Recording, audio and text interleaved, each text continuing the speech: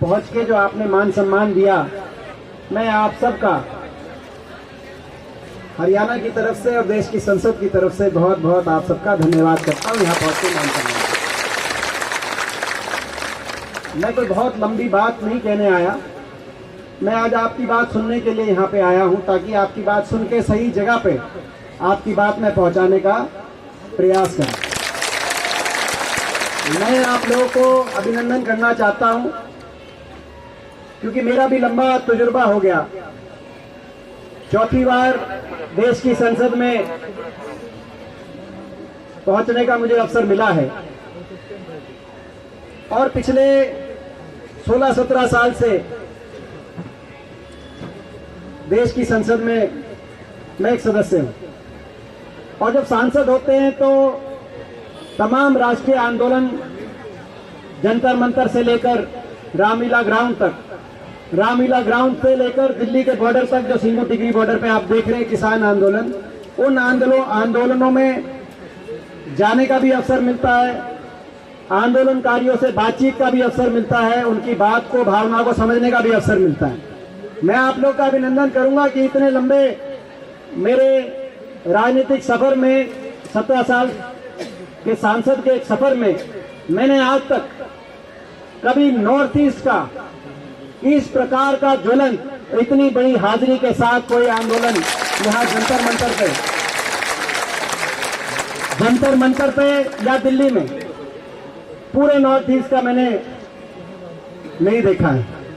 तो आज इसी बात से अंदाजा लगाया जा सकता है, इसी बात से आकलन की जा सकती है कि आपकी क्या भावनाएं हैं। सही कहा कि हरियाणा का मिजाज और त्रिपुरा का मिजाज एक सा है, ये सही कहा। हमारा भी प्रदेश पहले जॉइंट पंजाब था, लेकिन एक लंबे संघर्ष के बाद, एक आंदोलन के बाद हरियाणा एक हिंदी मूवमेंट चली और हरियाणा प्रदेश अलग बना। और यह भी सही कहा कि कोई भी लक्ष्य हो, प्रजातंत्र के अंदर प्रजातांत्रिक रास्ते पे चल के संघर्ष और आंदोलन के बिना कोई भी लक्ष्य प्राप्त नहीं होता। और इस मौके पर जो उदाहरण दिया, मैं भी देश के अन्नदाता और किसान को नमन करता हूं, जिन्होंने पिछले 1 साल से जो आंदोलन चलाया, हम लोग भी उसमें शामिल थे। उस आंदोलन बहुत से राष्ट्रीय विषयों पर समय समय पर चर्चा होती रहती है, और जो हमेशा मैंने देखा है, आप लोगों के प्रति, त्रिपुरा के प्रति, नॉर्थ ईस्ट के प्रति उनके दिल में एक दर्द रहता है और दर्द दिखता है, देखा है।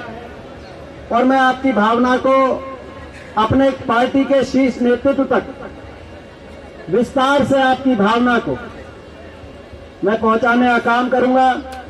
और मेरा प्रयास रहेगा, जो ऐसी बात प्रदीप जी के साथ बहुत पुराना एक नाता, एक रिश्ता है, ये संबंध बनाने और संबंध निभाने वाले व्यक्ति हैं। बहुत कम व्यक्ति राजनीतिक क्षेत्र में इस प्रकार से होते हैं, जो दिल से सम्मान एक दूसरे का करना और संबंध को निभाना जानते हैं।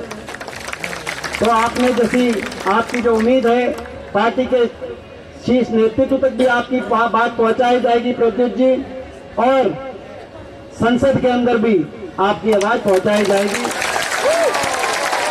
तो इन्हीं शब्दों के साथ मैं एक बार फिर आप सबका अभिनंदन करता हूं, और आज इतना जो आपने सबने मान सम्मान दिया, मैं धन्यवाद करता हूं।